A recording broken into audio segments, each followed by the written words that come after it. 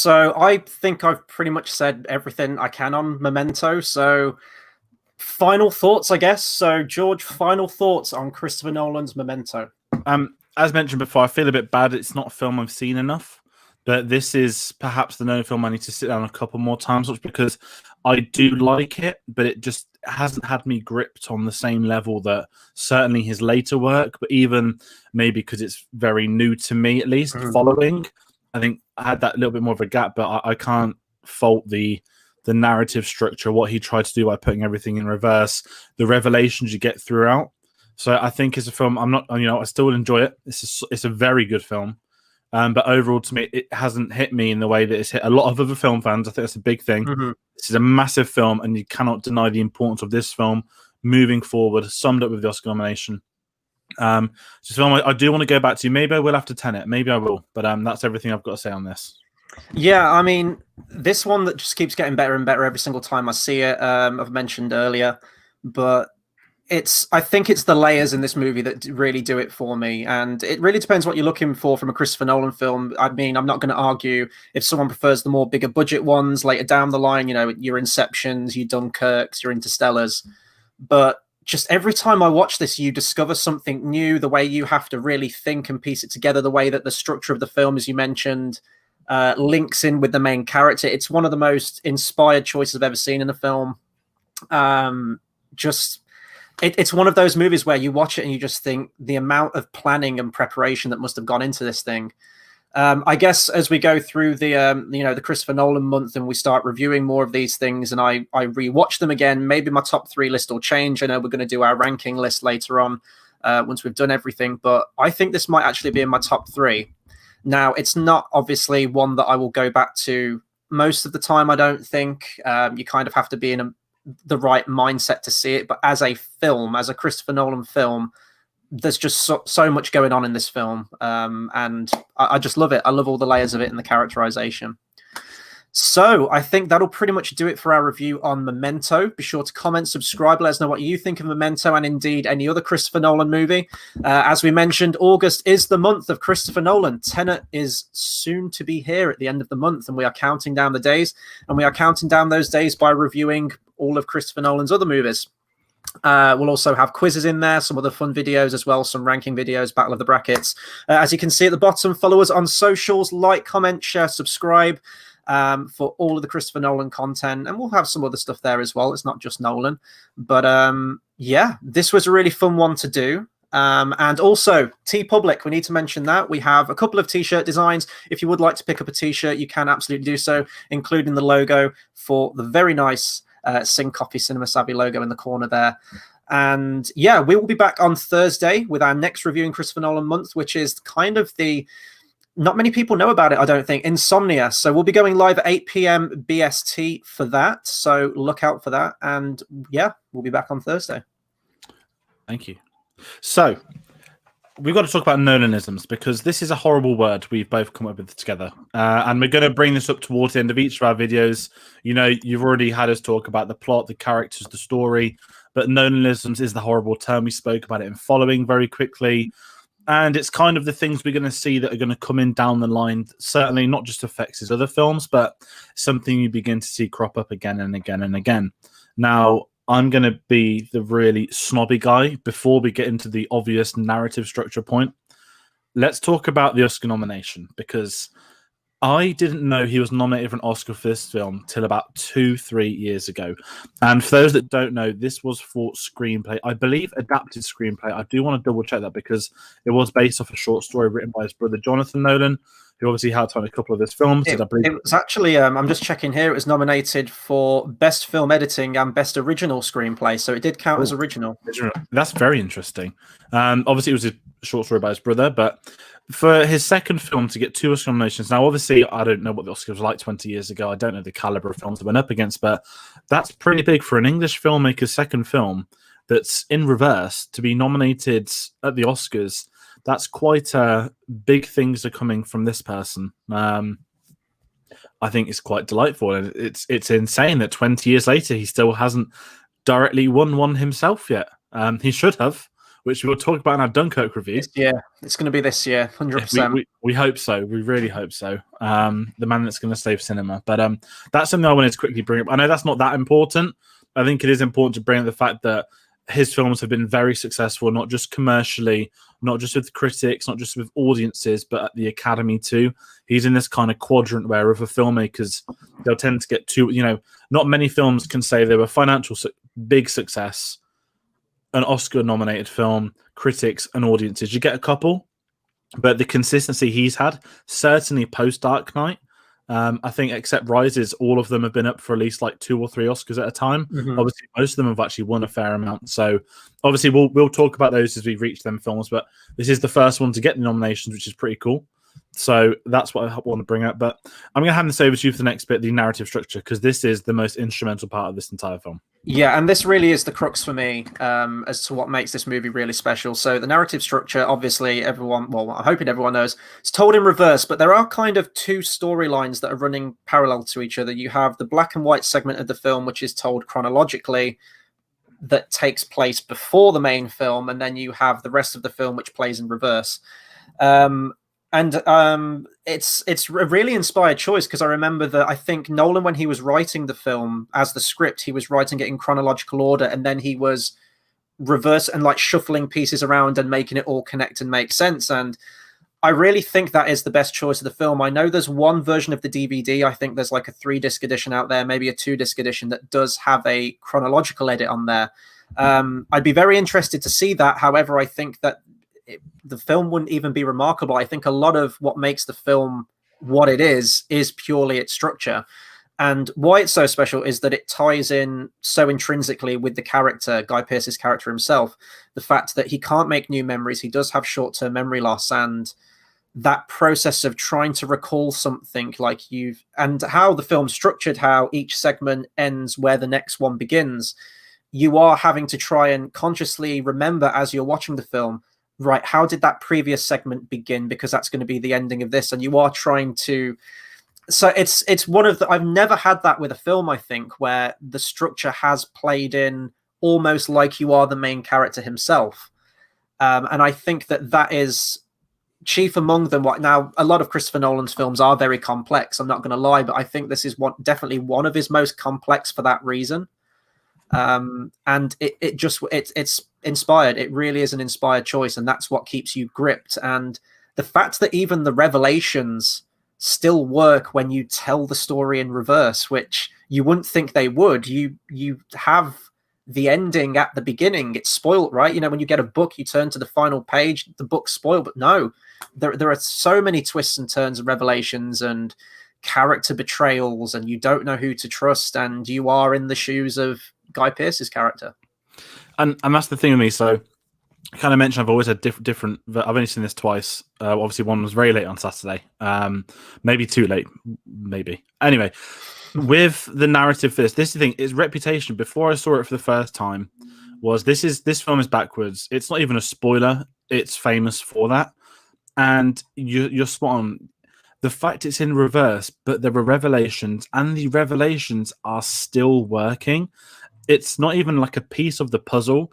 It's almost as if the puzzle is a cog, but there's like 10 other cogs that are going at the same time, being built at the same time, and you don't know what's going to happen next. And I think that's what's smart. And not only do we have that, we've got the black and white narrative structure. You don't just have the film in reverse. You've then got a second part of it, which is the only linear part, although it's technically it's before the events of this film. Mm-hmm. And then it kind of is during, and then it's the revelation of a flashback within a flashback, and there's so much going on. But the screen, I've never read the screenplay of this, and I feel like I should, because I reckon it would be fascinating to read. Mm-hmm. We mentioned some people have done it in reverse, as in they've played it from beginning to end, and it is very different. But this film was designed he didn't just write a script and say, okay, this is now backwards. This was the complete opposite. This is, I'm going to write a film that is backwards, but I'm still going to have, plot development points that would occur at the same time. I know we don't really do film theory much, but they used to go on about 5-part structure a lot. things like that. You know, they've got the acts in the backwards orders, but they've still got the key points of each act. So although Act 5 is Act 1, they've still got the important stuff from Act 1 to build up and up and up. And it just becomes almost an investigation to watch it that, okay, I need to know, why is she telling lies? Do we like her? Oh my God, look at this revelation. She is horrible. And it builds up and up. And it's really smart. And that's the thing. That word gets used a lot.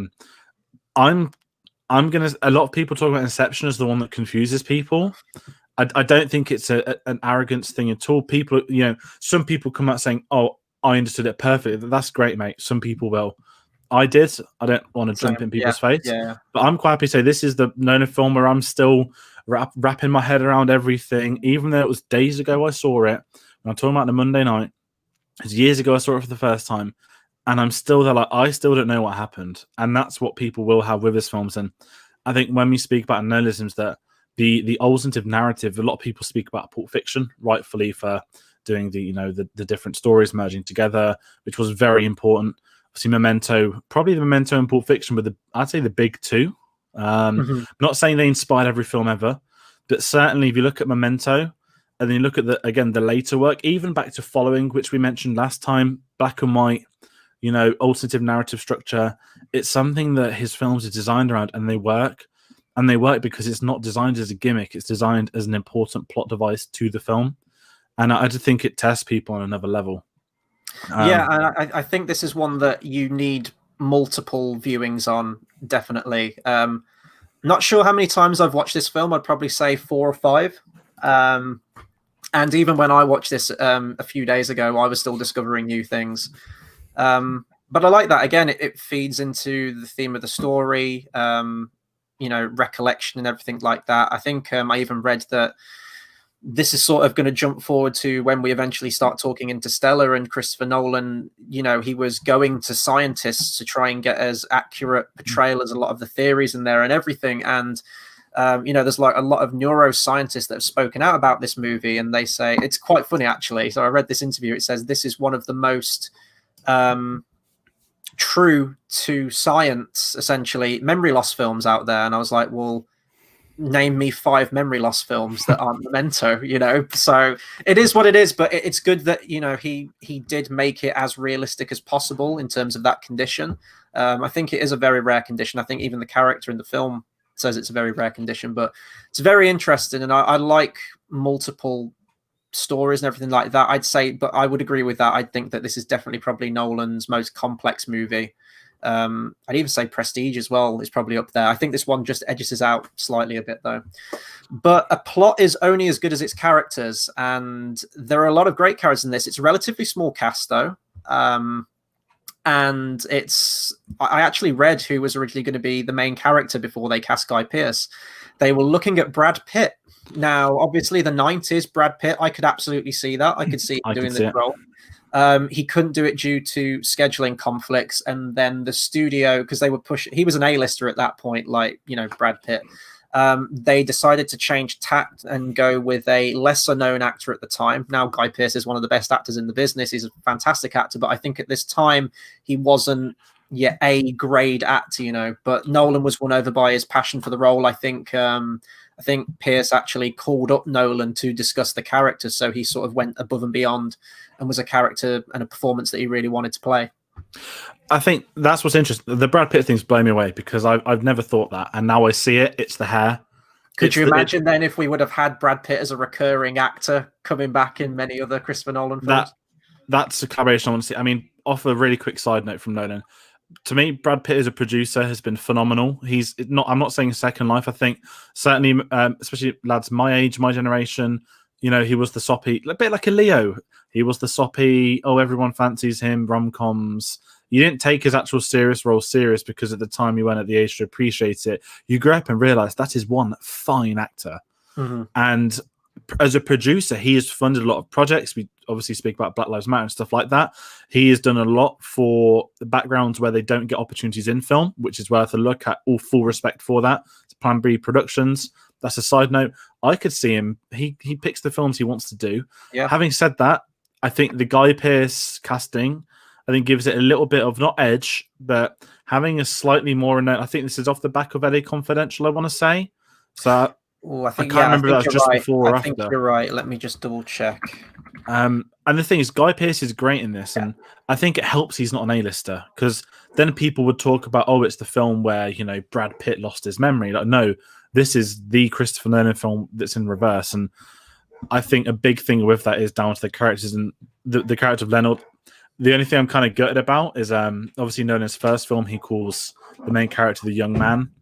And obviously in a couple of other films, you know, even Cillian Murphy in Dunkirk, he's the shivering soldier. In his brother's short story, he didn't have a name, Leonard. He was called the 10-Minute Man, which is an incredible name. Granted, it's not important that it wasn't that, but I really liked him in this. I was invested in his story. The big plot device did have this impact on me, where it threw things, and you really sympathize with him throughout the film. And although sometimes it's that very charming, I'm not saying comedy, but one thing certainly more obvious in the Dark Knight films is the Chris Nolan's comedy style is that when he does a one-liner or a moment, they're normally very, not gentlemanly, but it sounds horrible. They're just a bit. They're not the easy fart joke, you know, rubbish like that. It's when he kicks the door down in this film. It's this bit. He kicks the door down. The guy's knocked out, and then he realizes he's got the paper to run around. That is that's just quality. I saw the Dark Knight trilogy yesterday, so I keep having those whimsical one-liners that you get in a couple of the films and stuff. But that moment made me laugh so much. It shouldn't have, because it's not funny, but it kind of really is. But it's and it is a very somber film, isn't it? It is a very brooding film. If someone said they don't like this film, I would completely understand. It's not to everyone's taste. The mood of the film is it's a very slow burn. You really have to think about it. But those moments really do make it more genuine. And I think that with a film like this, it definitely benefits not to, you know, an obtrusive comedy like all the way through it, because that would completely dismantle the tone, but just the little bits. And those little bits are really what count. But yeah, no, I love that bit as well. That's one of my favorite bits. And basically everything with what's his name, Joe Pantoliano's character. He's a fantastic actor. I love him. I mean, let's speak him out a little bit more, because I know Carrie Ann Moss is billed second, but I think he is ultimately the side support. He looks like someone that should be in a Batman film that didn't end up being in a Batman film. Like, I would love to see him in a Batman film. Not Gordon, but like he looks like a kind of B-Tech Commissioner Gordon. I think he's great in this. He's a shady cop. Obviously, you learn that again. That's a revelation. He's a cop. He's not Jimmy. He's a cop, and you find that ultimately we know he's dead in the first scene, so he is billed as the villain for the entire film.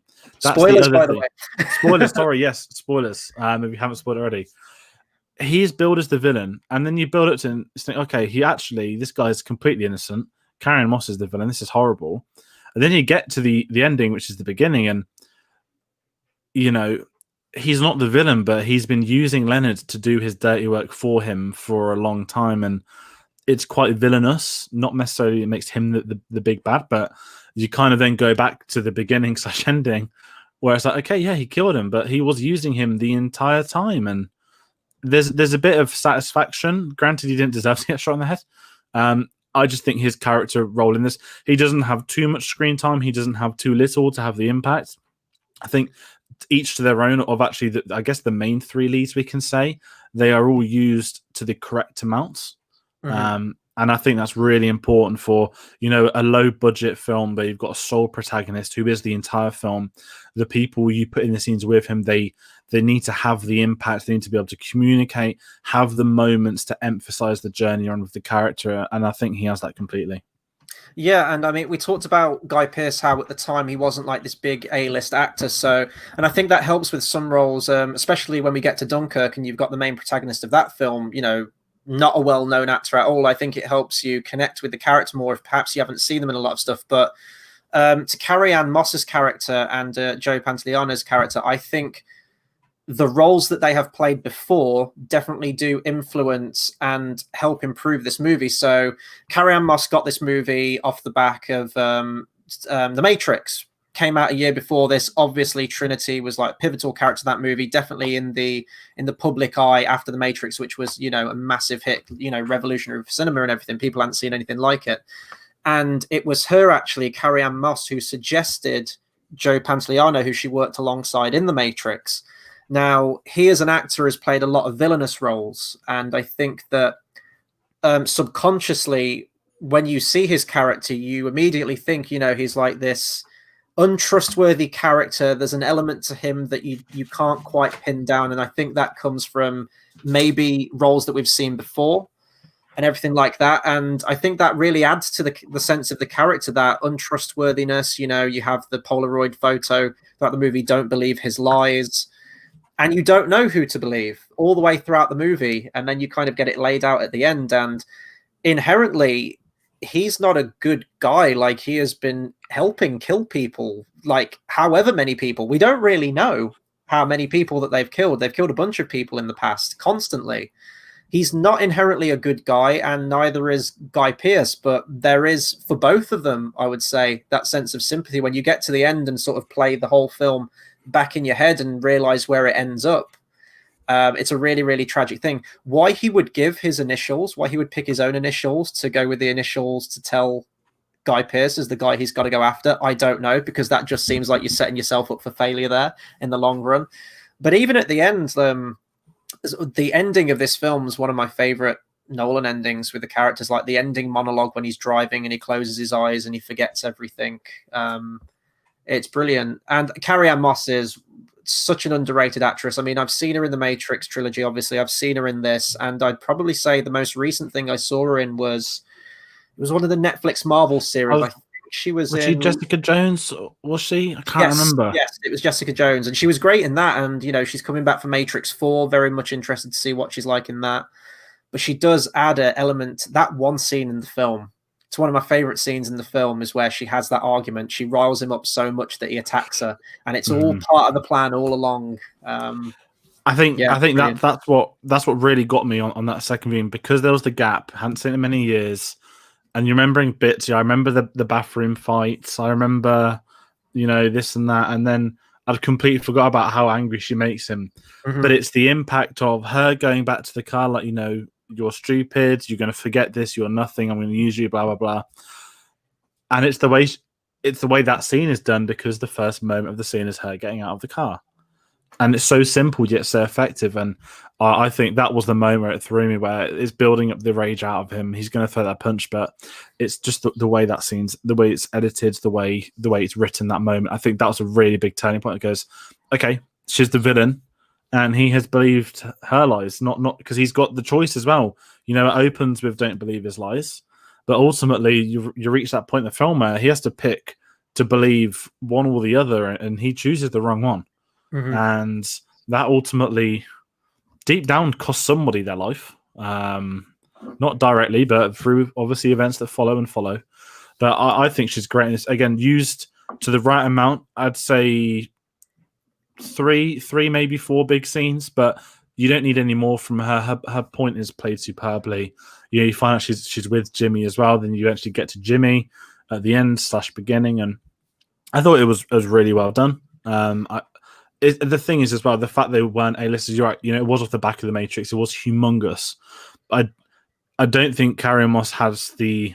Obviously, I can't talk about the year 2000, but I don't think she'd have had that Keanu hype like the Matrix. Obviously, she was a humongous part of that. Don't get me wrong at all, but if that had been Keanu in the main role, that would have been something else entirely, especially late 90s. I know that's actually a terrible comparison, so we can just ignore that. But I thought she's great, and it's a shame with this, because Memento is the film where, very rare to a Nolan film, not many of these actors have come back to one of his other ones, and we're not going to jump on speculation, but we do get one. I was going to bring him up. Very quick, Mark Boone Jr. He is the ultimate character actor of like a scummy, untrustworthy side actor. And that sounds horrible. We get him in Batman Begins in a Nolan film. We get him in this. He's dodgy.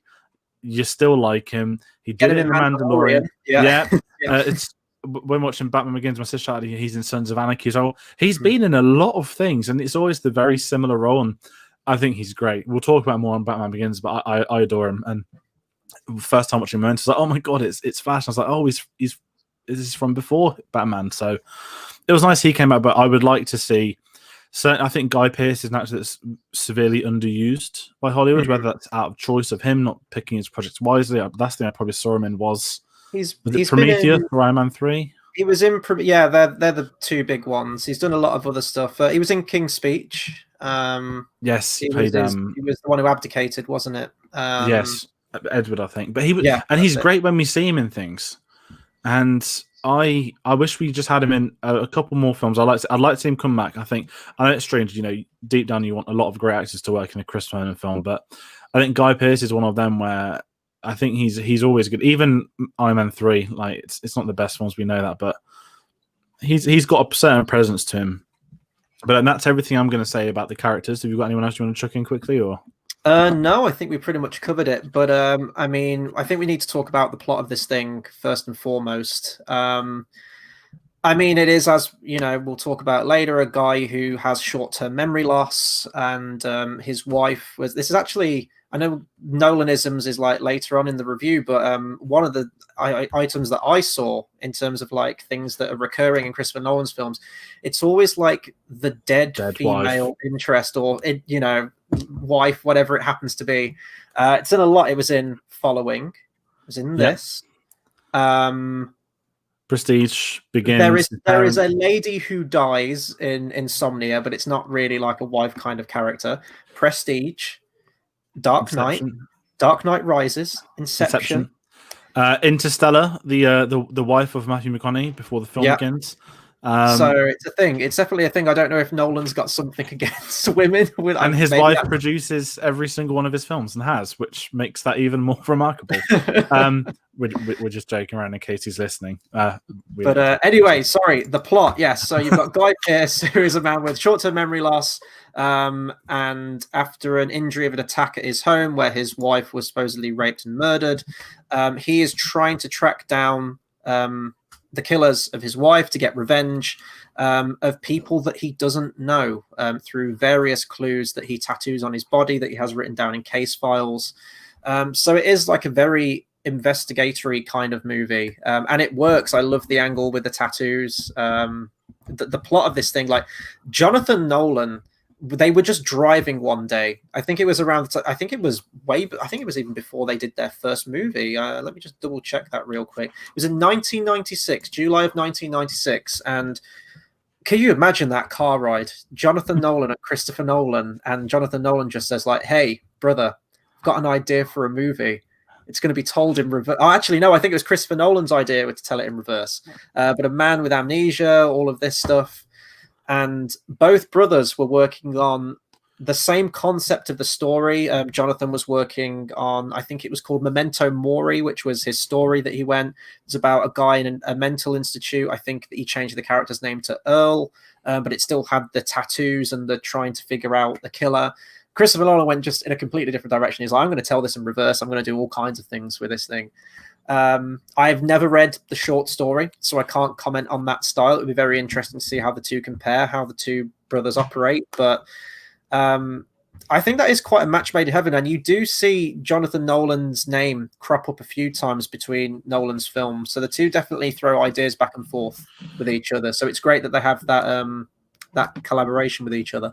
I think as well, I mean, completely off topic, he's just signed a deal with Amazon for well, I don't know the figure, but Jonathan Nolan's going to have a humongous role at Amazon now for new TV, and the first show attached to his name is going to be a TV adaptation of the Fallout series, which for any gamers at home, we all know how hard gaming is to get done into TV. Obviously, I'm dying inside for the Last of Us TV show on HBO, but Jonathan Nolan, I've not seen Westworld.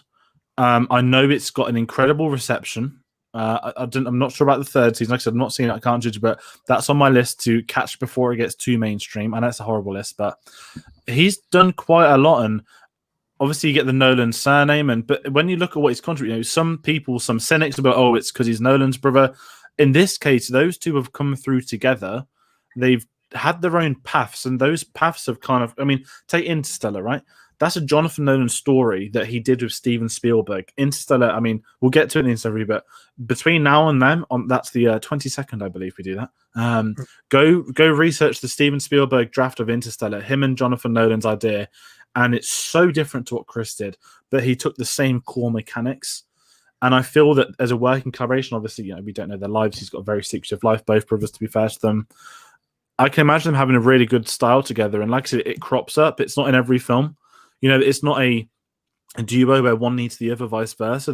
They seem to just work very well together and independently, and it's quite rare in all honesty. But I quite like it, and actually the fact this idea was in a car. It's so unique. You know, the tattoos, the photos. You know, you don't really get many films with memory loss. I know you might talk about that later on, but it's one of them where it would be the really boring, oh, look, I found a shoe, and now it's going to trigger like 15 minutes of memories. I can't remember what film it is, but you get that in a lot of films. But for this is so different. It's so much more real, because how is a person in real world going to remember things if they can't? And it has to be notes. You know, I write notes to myself, not that I forget things, but it's common sense. And if it's permanent, what's also permanent? Tattoos.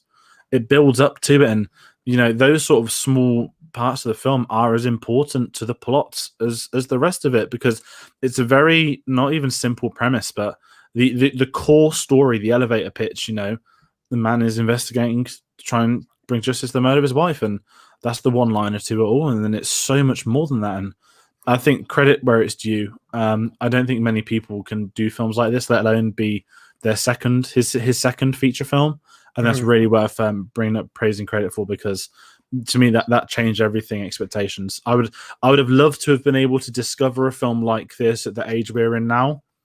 And it sounds really sort of snidey, but I'm trying to think of the last time there was this. I mean, maybe Whiplash for oh my god, I've forgotten the director's name. Tate will kill us. For like a director debut was Whiplash. I was like, whoa. Even though I'm not a fan of La La Land, that's his second film. That's Damien Chazelle. And I don't think there's been many directors that have come in, you know, that kind of young also, but have films that big. It's quite rare, and I'd have loved to have kind of not sat down. If I didn't know anything about this film, a bit like Following, if I hadn't known anything at all, and I could have watched this the first time, I'd love it. And the shame is that everyone will always know it as the film in reverse. But I do want to watch this a couple more times. Yeah, and I mean, we'll talk about characters in a second, but you mentioned the tattoo thing there, which I wanted to go back to. The scene where he initially shows the tattoos, really uneasy scene, and you know, I've got to talk about the music as well. So, collaborator again from Christopher Nolan's past film. He'd come back again for he did Insomnia and Prestige as well. Yeah, David Julian. I love the soundtrack to this film, but a lot of his soundtracks, it's kind of one or two melodies, like a handful of tracks that are repeated throughout the movie, and they might not be hummable. They might not be particularly memorable, but they really work for the film. And it's almost like an underlying mood. It does create that mood, especially with this film. You've got that very kind of somber, sad. It is a very sad song. It fits perfectly with, you know, like the headspace of Guy Pearce and everything like that in the movie itself.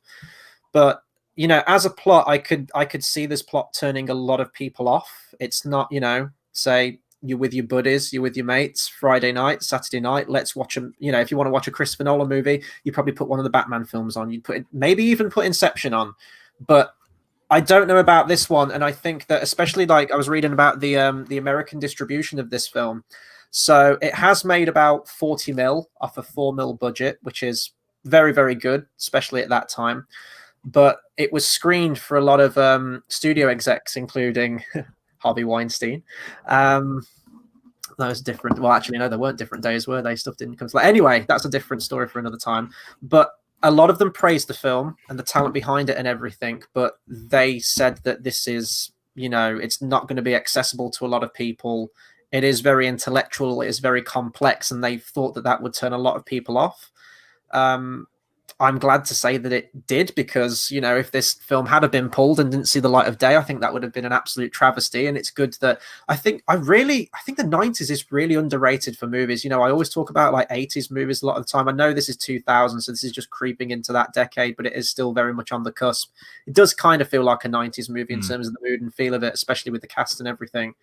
Some really good, interesting, and complex, weird movies came out in that time. And I'm just glad that this one got made. And you're absolutely right. Right out of the gate for Christopher Nolan, 2 Oscar nominations. And I think, you know, I don't think this achieves the heights maybe of some of his later films, but by God, it set the stage for it. And Especially, you can see that huge jump between the following and this. Similar moods, maybe similar feels between the two. That very uncomfortable, sleazy kind of feel to it. You know, you've got like the motel in this, and the bar and everything, and the basement. But you could see the seeds of what was to come. Yeah. So Absolutely. I think we need to talk about the first time that we saw this movie, because I remember it distinctly. So I was already a Christopher Nolan fan at the time. I do need to say that this wasn't like the first Nolan film I ever watched by any stretch of the imagination. I think that goes to Begins, actually. I think Begins and Prestige, I can't remember, probably interchangeable between the two. But I remember going to HMV. I remember buying this on DVD just purely for the name alone. I think I was trying to like slowly tick off at the time all the Christopher Nolan movies. I was like, oh, what's this Memento film? Didn't even read the back of it. Just bought the DVD, stuck the DVD on, watched the film. My mind was blown. And I don't know if I was really intrigued by the concept. I wouldn't say I loved it, but I watched it and just immediately went, that was a fantastically made movie, really well thought out. But it is one that benefited from a lot of, I know this is our first time watching it we're talking about, but it was one that I did have to watch multiple times. I still probably will watch it multiple times. But that first time was, I still think to this day, it's one of the most complex and intriguing movies I've ever seen. But the first time watching it is kind of, you're like, whoa, okay, it's this kind of movie. I'm going to have to like really concentrate and think hard about this movie. But it was great and I loved it. And it was, I don't know if I bought another one at the time. I can't remember which other Christopher Nolan movie I bought with it, but no, I loved it pretty much from the off. But it was one that has warmed up more and more the more times I've watched it. But I know that we've spoken, and you probably haven't seen this movie more times than me, but I don't think you really had that progression, did you, where you loved it more a second time? Did it kind of stay the same for you? It's interesting. So the second time I saw it was this Saturday night. Fatal mistake, started the Sunday before at 11. Whereas it's not that kind of film to put on at 11 o'clock at night. No, it really isn't. So half 10 the Saturday after your team wins a cup final was quite something.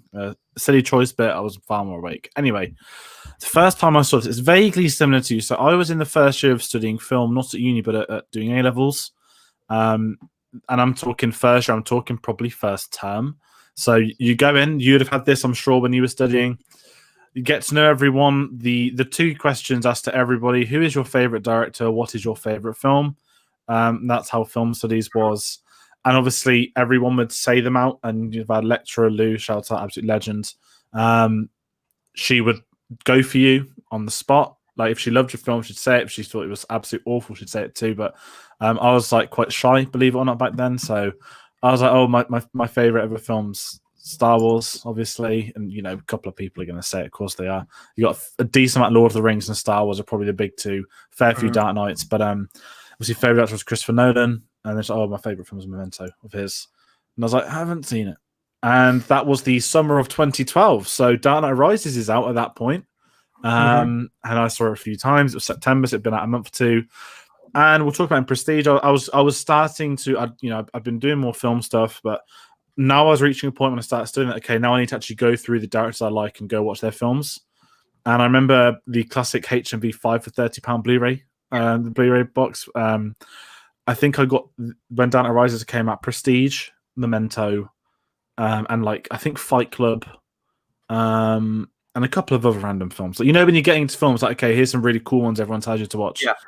But then it got to watching Memento. I had to watch it in class. And I was kind of a bit good. You know, it was we had a projector room and everything. Like, it was a good screen, but I was like, I kind of wanted to be at home because I need to be in the mood. And I wasn't. It was a very strange experience because one of my good friends absolutely adores it. I knew it was in reverse. I didn't know anything about it, but it was just a different atmosphere. And obviously it played out. You know, I didn't have a clue about the film. Nothing was going to happen. All I know is it's in reverse. And obviously you kind of like studying it when you watch on. You like, you don't just sit back, like slouch back. You have to sit up and study. It's a film studies movie. Yeah. Yeah. And the problem is that I'm not saying it's better than a film studies film, but there's a reason it's put in, like Pulp Fiction. Yeah. There's a reason they do them because they are integral to learning narrative structures, vice versa. Really boring. We'll get into narratives later on in this review. But that experience was great because obviously you get the Sammy twists where I was like, oh my word. And then obviously you get the ending. And I just remember sitting there just sitting still, just thinking after it finished, just thinking it over, and then obviously you whack out Wikipedia and you start reading it up. Then next thing you know, you're on ending explained and stuff like this, and Yeah.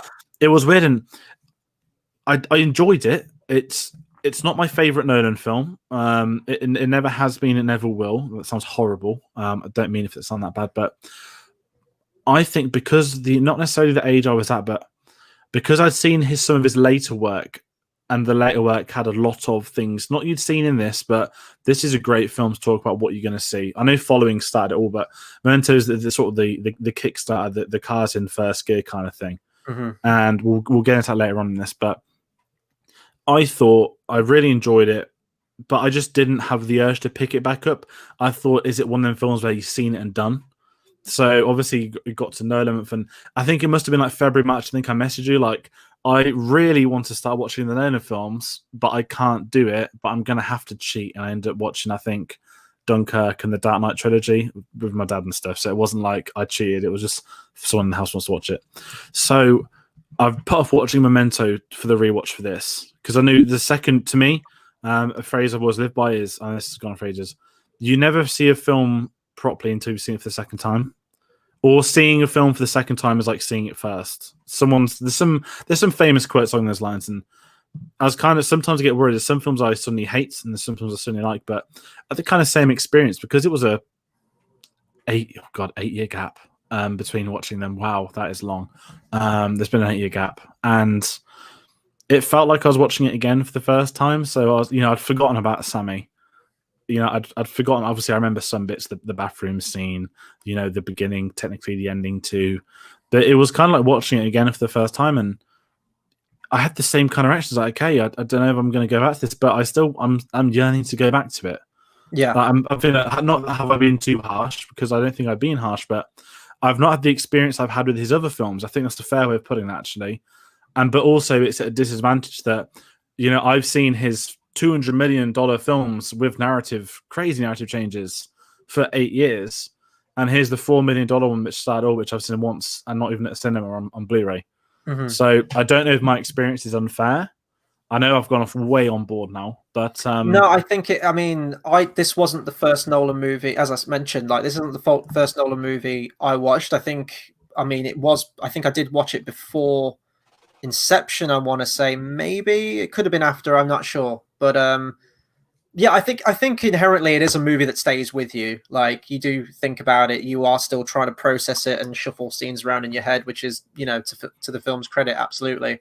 But yeah, no, I totally get that and we have been talking about Memento as well, like the last couple of days when you got it watched. Like, we have been talking about it for a while, and even you mentioned it in the last review that we did at the end following, where these ones, and same for me, were the ones that I was most looking forward to, and we'll be talking about it in the rest of the video and get more in depth with it. But we really wanted to talk about Memento, and even the next one as well, when we do Insomnia, because we haven't really talked about them all that much. They definitely get overlooked a lot of the times. But yeah, so I can completely understand why it won't be one of your favorites, but we'll get into it more now.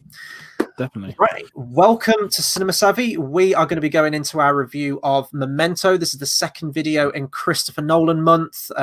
We are going to go all the way through August. We are going to devote to Christopher Nolan, the man himself, one of our favorite, well, your favorite director, probably my favorite director too, actually. Yeah, both of our favorite directors. And we're going to be reviewing all of his films. We'll have quizzes. We'll have Battle of the Brackets. We're going to have all that good stuff. And we are going to his... do we call it his second feature? It technically is his second feature, but I think this is the one that kind of started it all, really. This was the one that put Christopher Nolan's name on the map, and then within a few films' time, took him to whole other levels to become what we consider, as I just said, the best director out there, and definitely one of the best in the business.